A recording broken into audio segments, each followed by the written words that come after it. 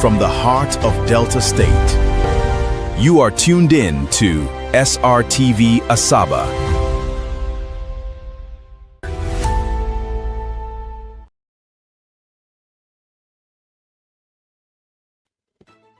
Good morning and welcome to Srtv Morning News, reaching you live from our studios in Asaba, Delta State. It's Friday, the 21st of August, and I'm Obama Gabriel Joy. Thank you so much for joining us this morning as we bring you the stories making headlines across the country and beyond. The presidency and the organized private sector have kicked against former Vice President Atiku Abubakar's proposal to restore petrol subsidy if elected in 2027. The EFCC and ICPC have commenced investigations into the utilization of the 12 billion naira federal government intervention fund released to the Nigeria Football Federation for players' wages and bonuses. The World Bank targets 32 million Nigerians for electricity access by 2032 as part of its new country partnership framework for Nigeria. In security, police intensify bush clearing operations across forests in Kogi State, dislodging suspected criminal hideouts and boosting confidence amongst farmers and residents. In Ogun State, youth reportedly torched two police stations following the alleged killing of a father of a newborn at a police checkpoint. And in sports, Arsenal embrace being the team to beat as the new Premier League season gets underway. Those are the headlines. Now the news in detail. We begin with politics. The presidency and organized private sector have rejected Atiku Abubakar's proposal to restore petrol subsidy if he wins the 2027 presidential election. Atiku says his model would shift subsidy from imported fuel to locally refined products with preferential crude allocations for qualifying refineries. The presidency described the proposal as fiscally reckless, while economists warned that restoring subsidy could worsen Nigeria's financial burden and discourage investment. The NLC is divided, with one faction supporting any measure that reduces the burden on Nigerians, while another rejects a return to subsidy. In another development, President Bola Ahmed Tinubu on Thursday received Osun State Governor Ademola Adeleke at the Aso Rock Presidential Villa in Abuja. Adeleke arrived alongside National Security Advisor Nuhu Ribadu and several Osun State officials in his first meeting with the president since his re-election. The governor presented his certificate of return and thanked Tinubu for allowing the August 15 governorship election to run its course. The president had earlier congratulated Adeleke on his victory and urged him to unite the people of Osun State regardless of their political choices.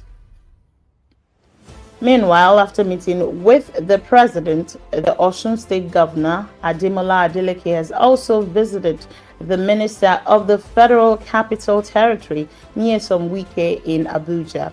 The visit came after Adeleke presented his certificate of return to the president following his victory in the August 15 governorship election. Adeleke secured 511,067 votes to win the election, and he thanked the president for allowing the process to run its course without interference. Moving on, a member of the House of Representatives, Abdul Mumin Jibrin, says President Bola Ahmed Tinubu has given Kano State more than 40 key political appointments. Jibrin, who represents the Kiru Federal Constituency, said the appointment demonstrates the president's commitment to Kano and should encourage residents to support him. He cited several Kano indigents appointed to key federal positions, including ministerial and board appointments. However, the claim of more than 40 key appointments could not be independently confirmed from publicly available records. And now to economy and business.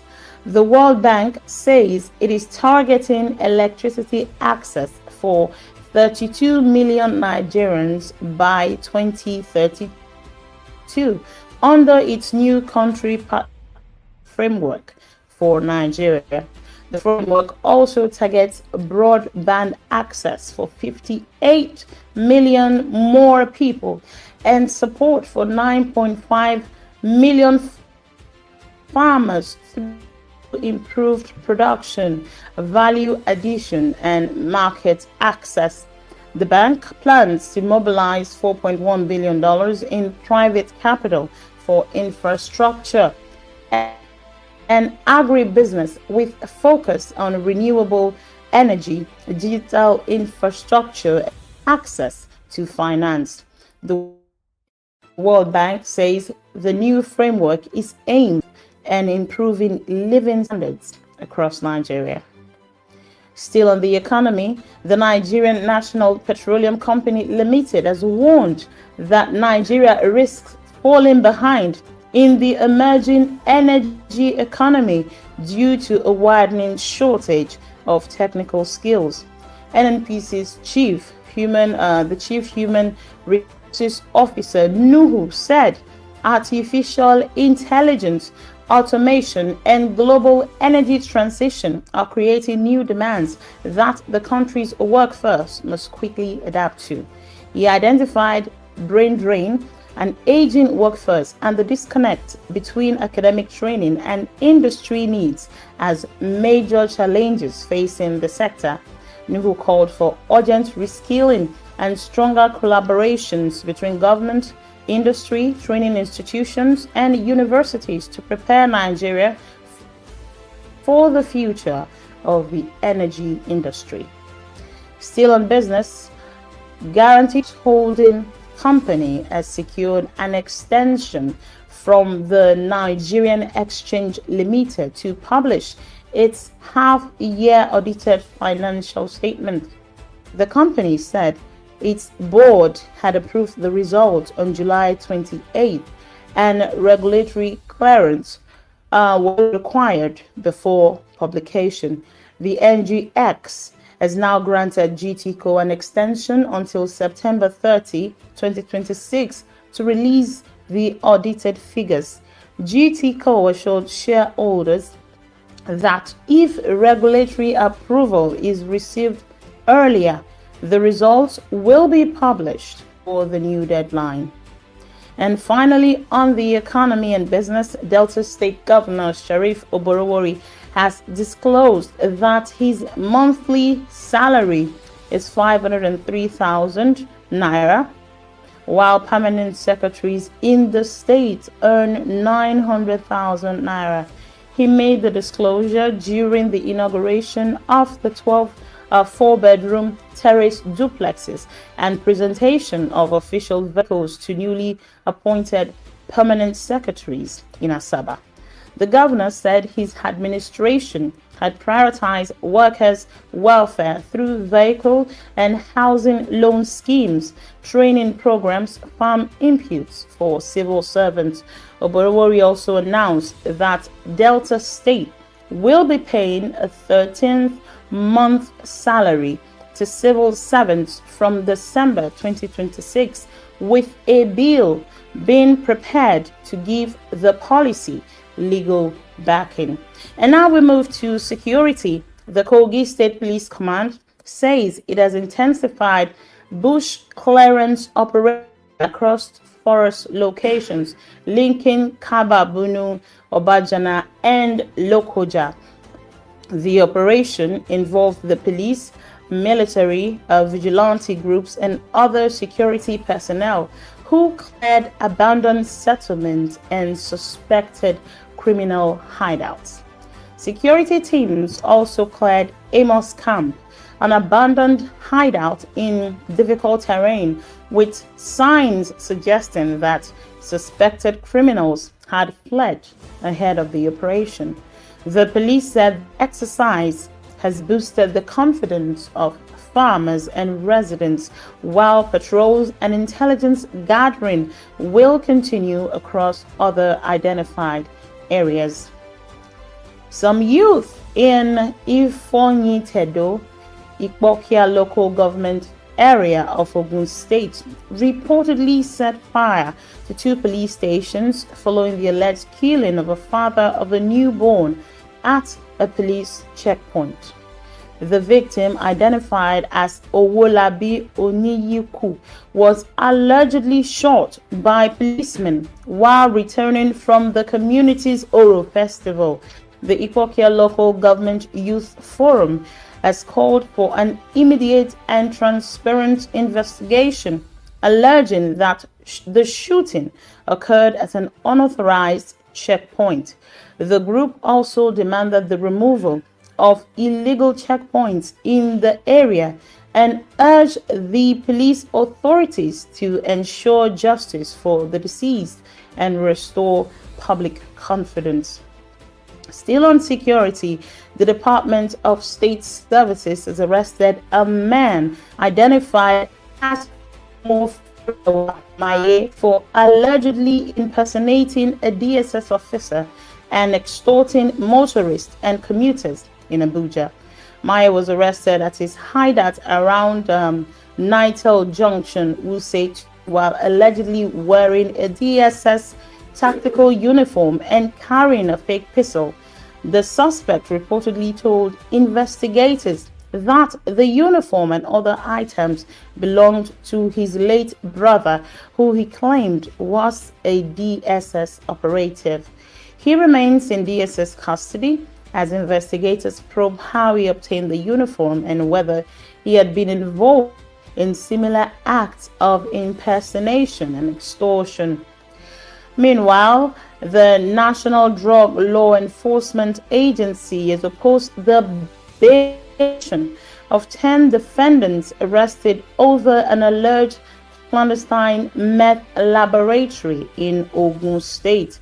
The defendants are accused of producing and trafficking meth and handling precursor chemicals at the facility in Iloti village. The NDLEA argued that the defendants posed a flight risk, noting Mexican nationals, while another has a dual Nigerian and Mexican citizenship.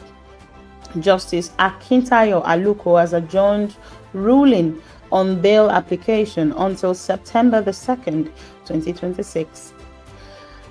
In Metro, a yet-to-be-identified motorcyclist has died in a lone crash along the Iperu-Shagamu Road in Ikenne local government area of Ogun State. The accident occurred around 6:20 a.m. on Thursday in front of the Federal Government Girls College and involved a red Bajaj motorcycle. Trace officials and the police responded to the scene, while the cause of the crash remains unknown. The victim's body was evacuated to Idera Morgue in Shagamu, while the motorcycle was taken to the police station for further investigations. And now to sports. The EFCC and ICPC have commenced investigations into the utilization of the 12 billion naira federal government intervention fund released to the Nigerian Football Federation for players' wages and bonuses.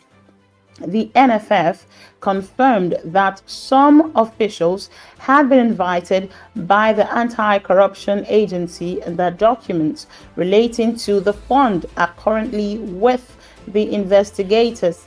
The probe comes amid continued concerns over unpaid allowances and bonuses owed to some national team players. The investigation also comes ahead of the NFF's planned September elective Congress, Ibrahim Gusau seeking a second term. The Association of Nigerian Football Supporters Club has called on President Bola Ahmed Tinubu to urgently intervene in the challenges affecting Nigerian football and support efforts to revive the sport. The group cited Nigeria's failure to qualify for 2 successive FIFA World Cups, the Super Falcons' absence from the 2027 Women's World Cup, and the Golden Eaglets' repeated failure to qualify for the Under-17 Cup of Nations as signs of a deeper crisis. They called for a structured dialogue involving the Presidency, National Sports Commission, NFF, and other stakeholders to develop a modern, well-governed, and competitive football system for Nigeria. And we move on to environment. A fishing community in Ondo State is steadily being swallowed by the Atlantic Ocean as coastal erosion continues to destroy homes and critical infrastructure. The community's coastline reportedly receded by an average of 15 meters annually between 1987 and 2022. Residents have been forced to repeatedly rebuild further inland while the waves continue to claim homes, schools, and the community's only health center. Experts have linked the worsening erosion to rising sea levels and human activities along Nigeria's coastline. They have called for stricter regulation of coastal development and the restoration of natural barriers such as mangroves and coconut palms to protect vulnerable communities. Now, before we go, here's a weather outlook for today, Friday, the 21st of August, according to the Nigerian Meteorological Agency, NIMET.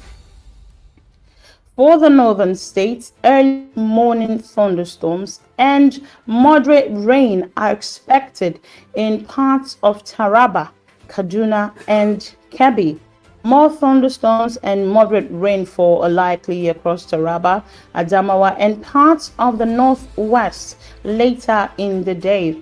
For the central states, parts of the Federal Capital Territory, Plateau, Niger, Nasarawa, Kogi, and Benue may experience morning thunderstorms with rainfall. Isolated thunderstorms and light rain are expected later. For the southern states, cloudy conditions with light morning rain are expected over parts of Ebonyi, Enugu, Cross River, and Akwa Ibom. Moderate intermittent rainfall is expected across most southern states in the afternoon and evening.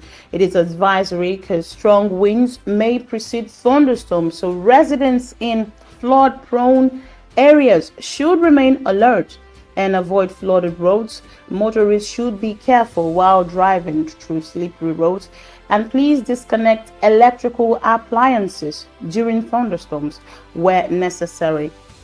And that wraps it up on today's Srtv Morning News. Thank you for starting your day with us and staying informed. As we head into the weekend, remember to stay safe, stay connected, and make it a good one. Coming up at 10 a.m. is State of the Nation with Daddy Chris. Stay tuned. I'm Obawan Gabriel Joy. Have a beautiful Friday and a great weekend.